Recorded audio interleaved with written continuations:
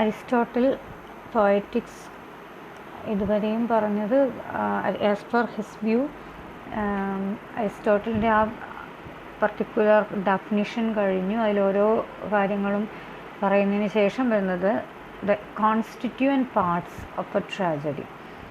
Aristotle has marked out 6 constituents of tragedy. 6 specially ഇന്ന കാര്യങ്ങളുണ്ടെങ്കിലാണ്, അല്ലെങ്കിൽ ഇതെല്ലാം ഇന്ന രീതിയിലുണ്ടെങ്കിലാണ് ഒരു നല്ല ട്രാജഡി ആയിട്ട്, നല്ല ഒരു അതിൻ്റെ എല്ലാ തനിമയോടും കൂടിയുള്ള ഒരു ട്രാജിക് പ്ലേ ആയിട്ട് അതിനെ അംഗീകരിക്കുന്ന അരിസ്റ്റോട്ടിൽ പറഞ്ഞു. അപ്പോൾ which are they are plot, character and thought, which are the object it imitates or represent. ഇപ്പം 3 ആദ്യം പറയുന്നത് പ്ലോട്ടും ക്യാരക്ടറും തോട്ടുമാണ്. ഈ 3 ഒബ്ജക്ട്സ് ഓഫ് ഇമിറ്റേഷനിൽ വരുന്നതാണ്. Diction and song, the medium, അതാണ് 4-മത്തെ 5-മത്തതും ഡിക്ഷനും സോങ്ങുമാണ്. അതായത് മീഡിയം എംപ്ലോയിഡ് ഫോർ ഇമിറ്റേഷൻ. ഉറപ്പാണ്, നമുക്കറിയാം വേർഡ്സിലൂടെയും സോങ്സിലൂടെയുമാണ് ശരിക്കും കാര്യങ്ങൾ എങ്ങനെയാണ് അത് അവതരിപ്പിക്കുന്നത്. Employed for imitation, medium employed for imitation. And last spectacle, that is the stage effect. Spectacle എന്ന് നമ്മൾ പറയുന്നത് stage effects, its manner of imitating the objects. അപ്പം which are the 6 constituent parts as per Aristotle's view on of a tragedy. I'm talking about tragedy. പൊയറ്റിക്സിൽ ട്രാജഡിക്കാണല്ലോ കൂടുതൽ അത് പറഞ്ഞിട്ടുണ്ട്. അപ്പോൾ അതുകൊണ്ട് plot, character and thought, diction, song and spectacle, these are the 6 constituent elements of a tragedy. അപ്പോൾ അതിൻ്റെ ഓരോന്നും എന്താണ് എന്നാണ് പറയുന്നത്. Plot, which is the arrangement of incidents, is the chief part of tragedy. അത് നമുക്ക് ഏതിലും നമ്മളെപ്പോഴും പ്ലോട്ട്, സമ്മറി എന്നൊക്കെ നമ്മളെപ്പോഴും പറയുക. അതായത് ഇത്ര ലെങ്തി ആയിട്ടുള്ളൊരു ബുക്കായാലും whether it is a drama or novel, which whatever it may be, നമ്മൾ ആദ്യം പോകുന്നതും പ്രിഫർ ചെയ്യുന്നതും ഒരു പ്ലോട്ട് അനാലിസിസോ സമ്മറിയോ ഒക്കെ ആയിരിക്കും സംടൈംസ്, മോസ്റ്റ് ഓഫൺ അറ്റ്ലീസ്റ്റ്. അപ്പോൾ അതിൻ്റെ റീസൺ തന്നെ നമുക്കറിയാം, it's an arrangement of incidents in the chief part of tragedy. ട്രാജഡിയിൽ മാത്രമല്ല, ഇവിടെ അത് അരിസ്റ്റോട്ടിൽ പറയുന്നത് കൊണ്ട് ട്രാജഡിയാണ് നമ്മൾ എടുത്ത് പറയുന്നതേ ഉള്ളൂ. അപ്പോൾ അത് അറേഞ്ച്ഡ് ആയിരിക്കുമല്ലോ, അപ്പോൾ അത് അതിൻ്റെതായ ഒരു നറേഷൻ, ഒരു സ്ട്രക്ചർ ഉണ്ടാവും. So tragedy is written not merely to imitate men but to imitate men in action. അതുകൊണ്ടാണ് നമ്മൾ എപ്പോഴും ആക്ഷനിലുള്ളവരാണ്, അതായത് വെറുതെ ഇരിക്കുന്ന ഒരാളെ നമുക്ക് ഇമിറ്റേറ്റ് ഉണ്ട്. So what all things they do, the main character, what the actions he or she is involve in, അതാണ് നമ്മളെ main point. We come to know the characters through their deeds, actions, rather than what the poet tells of them in an epic. അപ്പോൾ ഒരു ട്രാജഡിയിലാണെങ്കിൽ, പോയട്രിയിലാണെങ്കിൽ, എപ്പിക്കിലാണെങ്കിൽ, poetic ഫോമിലുള്ള എപ്പിക്കിലാണെങ്കിൽ poet പറയുന്ന കാര്യങ്ങൾ വെച്ചുകൊണ്ടാണ് sometimes നമുക്ക് ക്യാരക്ടറിനെ മനസ്സിലാവും. പക്ഷേ ഇവിടെ അതെന്ന് പറഞ്ഞു കഴിഞ്ഞാൽ from their actions and deeds we come to know about them. So അതുകൊണ്ട് തന്നെ ആക്ഷനാണ്, obviously action matters more than the character. By thought, he means what a character thinks or feels during his career in a play. അപ്പോൾ character, plot, thought എന്നുള്ളത് വേറൊരു ആശയം വരുന്നുണ്ട്. അടുത്തത് character എന്ന് പറയുന്നത് നമുക്കിപ്പോൾ അതിനെപ്പറ്റി കൂടുതൽ, ഇപ്പോൾ ഒരു ട്രാജഡിയിൽ ഇപ്പോൾ ഇന്ന ക്യാരക്ടർ ഇങ്ങനെയാണ് അങ്ങനെയാണ് എന്നൊന്നും നമുക്ക് പറഞ്ഞു തരാനൊന്നും പറ്റില്ല. So it is by their action we get. അതാണ് അതുകൊണ്ട് ക്യാരക്ടർ എന്നുള്ളതിനെ പറ്റി കൂടുതൽ പിന്നെ പറയാനില്ല. അതായത് പ്ലോട്ടിൽ അത് അവരുടെ ആക്ഷനിലൂടെ വരുന്നൊരു സാധനമാണ്, അല്ലെങ്കിൽ നമ്മൾ മനസ്സിലാക്കുന്ന ഒരു ഭാഗം മാത്രമാണ്. ദെൻ തോട്ട് എന്നുള്ളതും നമുക്കറിയാം, what all things, what all thoughts are there in the characters during the course of career in the play. ആ ഒരു ടൈമിൽ അവർ ചിന്തിക്കുന്ന കാര്യങ്ങളൊക്കെ sometimes it is available for the audience. നമ്മൾ ചിലപ്പം അത് ഇങ്ങനെയാണ്, ഇപ്പോൾ ഒരു ക്യാരക്ടർ സോളിലോക്കിയിലൂടെയൊക്കെ ആയിരിക്കും സംടൈംസ് വി കം ടു, അതിൽ ആക്ഷനൊന്നും ഇല്ലെങ്കിലും അവർ തന്നെത്താനെ പറയുന്ന കാര്യങ്ങളിലൂടെ അവർ ചെയ്ത ചില കാര്യങ്ങളിലേക്ക് നമ്മളെത്തുന്നു, അല്ലെ അവരുടെ മൈൻഡിലുള്ള ചില, ഇപ്പം സംടൈംസ് ഇറ്റ്സ് ലൈക്ക് ക്ലോഡിയസിൻ്റെ ഒക്കെ സ്പീച്ചിലൂടെയാണ് ശരിക്കും ഹാംലെറ്റിൽ what crime he's involve in the assassination of the king എന്ന് മനസ്സിലാവുന്നത്. അപ്പോൾ അതുപോലെ ഹാംലെറ്റിൻ്റെ മെൻ്റൽ കോൺഫ്ലിക്ട്സ് ഒക്കെ അതിൽ ആക്ഷനേക്കാൾ sometimes it is possible to get the idea of the character through their thought. അപ്പോൾ ആ തോട്ട് നമുക്ക് ഏതെങ്കിലും രീതിയിൽ ഓഡിയൻസിന് അവെയിൽ ചെയ്യുക എന്നുള്ളത് ആ റൈറ്ററിൻ്റെ അല്ലെങ്കിൽ പ്ലേ റൈറ്റിൻ്റെ ഒരു സ്കില്ലും കൂടിയാണ്, അതും കൂടിയുണ്ട്. So thoughts mostly reveal it self in speech. അത് നമുക്കറിയാം, അത് അവർ പറയുന്ന ഇതാണ് മെയിൻലി സോളിലോക്കിയൊക്കെയാണ് അതിന് എംപ്ലോയ് ചെയ്യുന്ന medium. And thought are imitations of men's mental and emotional reactions. അപ്പോൾ ഒരു സിറ്റുവേഷനിൽ ആ പറയുന്ന ക്യാരക്ടറിന് അതിനോടുള്ള അല്ലെ ആ ഒരു സിറ്റുവേഷനോട് അവർ റിയാക്ട് ചെയ്യുന്ന ഒരു രീതി അല്ലെങ്കിൽ അതിനോടുള്ള ആറ്റിറ്റ്യൂഡാണ് നമ്മൾ ഈ തോട്ടിലൂടെ റിവീൽഡ് ആവുന്നത്. So it's an emotional reaction to the circumstances in which they find themselves. അപ്പോൾ അത് കഴിഞ്ഞിട്ട് ടുഗെദർ ദീസ് 3 എലമെൻറ്റ്സ്, അതുകൊണ്ടാണ് ഈ 3 എലമെൻറ്റ്സും കൂടിയാണ് ഒരു objects of imitation in A tragedy. അപ്പോൾ ഇതൊക്കെയാണ് ഒരു ക്യാരക്ടറിനെ ഇമിറ്റേറ്റ് ചെയ്യുമ്പോൾ വരുന്നത്. അതായത് അവരുടെ പ്ലോട്ട്, അതായത് പ്ലോട്ടിലേക്ക് വരുന്നത് ക്യാരക്ടർ തോട്ട്, ഇതിലൊക്കെ കൂടിയാണ് ഒരു പ്ലോട്ട് നമ്മൾക്ക് കിട്ടുക. ആ പ്ലോട്ടിനെയാണ് ശരിക്കും അവതരിപ്പിക്കുന്നത്, പക്ഷേ അതിൽ ക്യാരക്ടറും തോട്ട്സും ഒക്കെ ഇമ്പോർട്ടൻ്റ് ആണ്.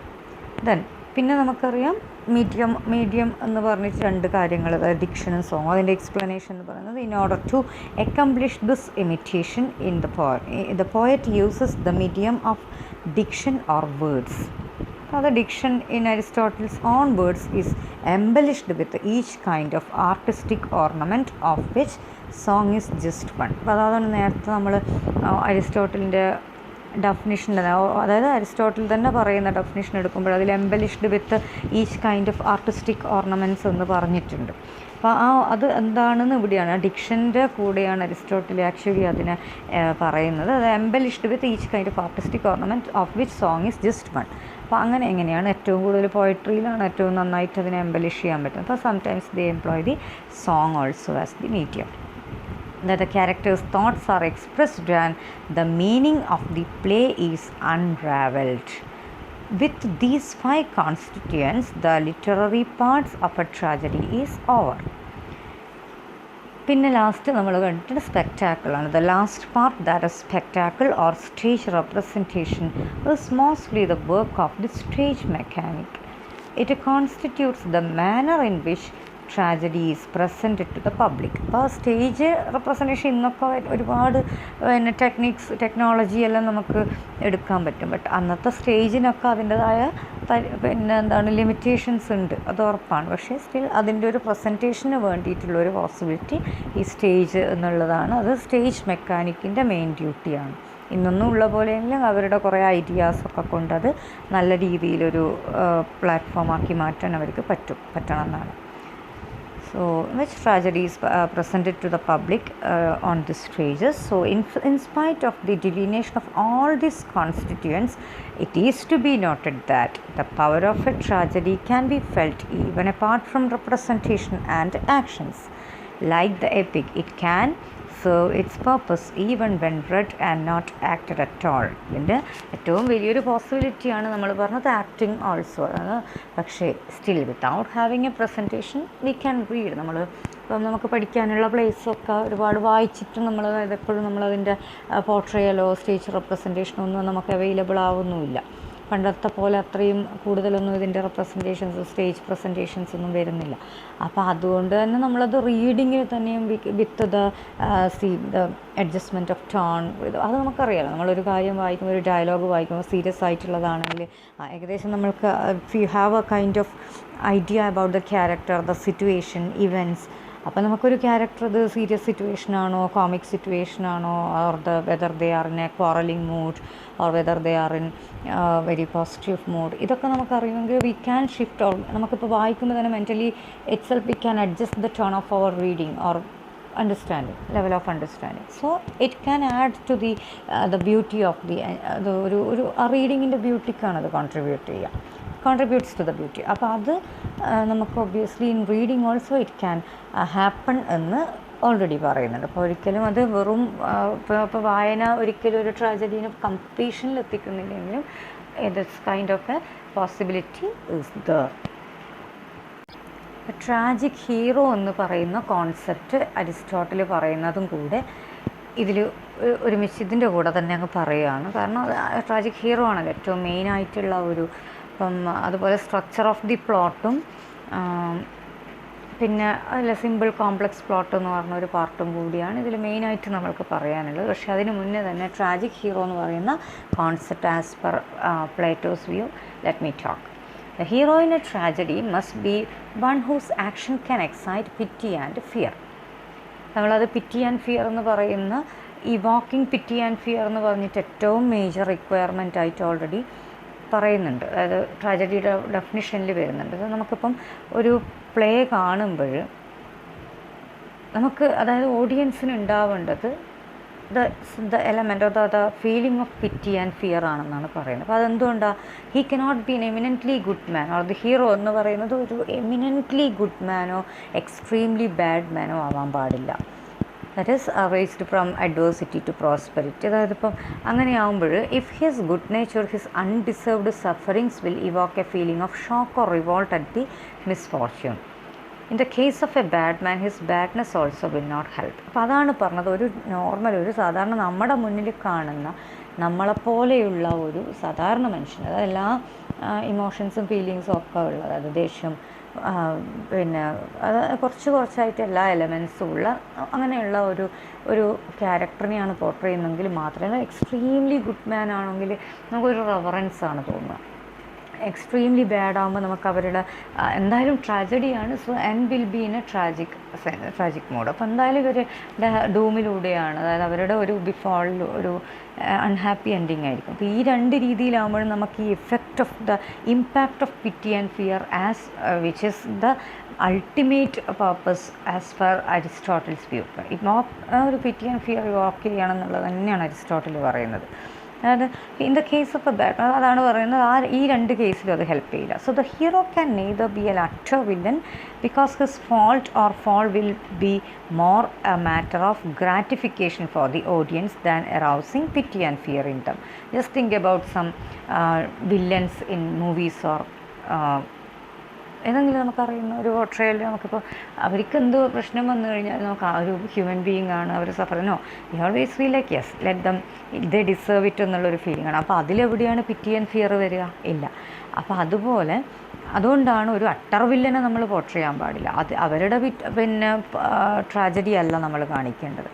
അതുപോലെ ഏറ്റവും നോബിളായിട്ടുള്ള ഒരാളാകുമ്പോൾ നമ്മൾക്ക് ഒരു തരത്തിലൊരു വല്ലാത്തൊരു അവരുടെ മിസ്ഫോർച്യൂണിൽ നമുക്ക് പിറ്റി ആൻഡ് ഫിയറിനെക്കാട്ടിലും എന്തൊക്കെ ഒരു ദറ്റ്സ് കൈൻഡ് ഓഫ് ഷോക്കെല്ലാം ഉണ്ടാവും. അതെന്തുകൊണ്ട് അങ്ങനെ ഇത്രയും നല്ലൊരു ഹ്യൂമൻ ബീങ് ആയിട്ട് അതിനേക്കാളും but the only remaining possibility is that of a character who is not eminently good and just yet whose misfortune is brought about by some error or ഫ്രെയിൽറ്റി.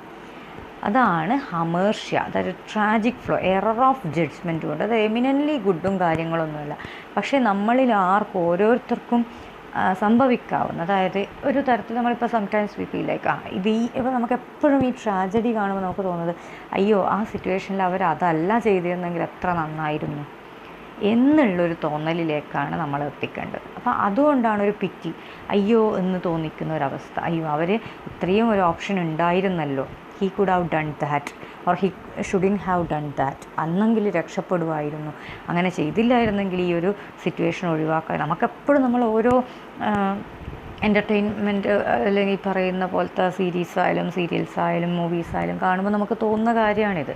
അതെന്താ അവരത് ചെയ്തിട്ടില്ലായിരുന്നെങ്കിൽ എന്ന് തോന്നിക്കുന്നതാണ് നമ്മളിൽ ശരിക്കും പിറ്റി ആൻഡ് ഫിയർ. അപ്പോൾ നമുക്ക് ആ ഫിയർ എങ്ങനെ ഉണ്ടാവുക? യെസ്, നമ്മളും ഇതേപോലത്തെ ഡിസിഷൻസൊക്കെ എടുക്കാറുണ്ടല്ലോ, ഇന്ന decision sometimes it may B ഒരു ഡിലേ ആയിരിക്കും. അപ്പോൾ അത് പറയുന്നുണ്ട്. ഓരോ നല്ല ട്രാജഡിയിൽ ഓരോ ഹീറോയ്ക്കും ഒരു ട്രാജിക് ഫ്ലോ ഉണ്ടായിരിക്കണം. ഇപ്പം in the case of Hamlet it is procrastination. അപ്പം ഇങ്ങനെ ഓരോ സിറ്റുവേഷൻ കിട്ടുമ്പോഴും റിവെഞ്ച് എടുക്കാതെ ഇങ്ങനെ നീട്ടിക്കൊണ്ടു പോകുന്ന, ഒരു പോസ്റ്റ്പോൺ ഇന്നല്ല ഇപ്പോഴല്ല പിന്നെ ലേറ്റർ അങ്ങനെ ആ ഇനാക്ഷനാണ് അവരുടെ പ്രശ്നം. ഈ ഹാംലെറ്റിന് വരുന്ന പ്രശ്നം അതാണ്. ഓവർ അംബീഷനാണ് നമ്മൾ പിന്നെ മാക്ബത്തിൻ്റെ പറയുക. അപ്പം ഇങ്ങനെ ഓരോ ക്യാരക്ടറും ഇപ്പോൾ അതങ്ങനെ അല്ലായിരുന്നെങ്കിൽ, ഹാംലെറ്റ് ഓൾറെഡി ക്ലോഡിയസിനെ കൊന്നിട്ടുണ്ടായിരുന്നെങ്കിൽ എന്ന് നമുക്ക് തോന്നുന്ന സിറ്റുവേഷനാണിത്. അപ്പോൾ അതാണ് ഹമേർഷ്യ എന്നുള്ള കോൺസെപ്റ്റും കൂടി ഇൻട്രൊഡ്യൂസ് ചെയ്യുന്നത്. His misfortune excites pity because it is out of all proportion to his error of judgement and this overall goodness excites fear for his doom also. അപ്പോൾ അതുകൊണ്ടാണ്, അല്ലാണ്ട് ഏറ്റവും നോബിളായിട്ടുള്ള ഏറ്റവും നമുക്കൊരു റെഫറൻസ് തോന്നുന്ന ക്യാരക്ടറൊന്നും ആയിരിക്കില്ല. നമുക്കും ഒക്കെ പറ്റാവുന്ന എറർ ഓഫ് ജഡ്ജ്മെൻറ്റാണ് അവരുടെ ഭാഗത്തുനിന്ന് വരിക.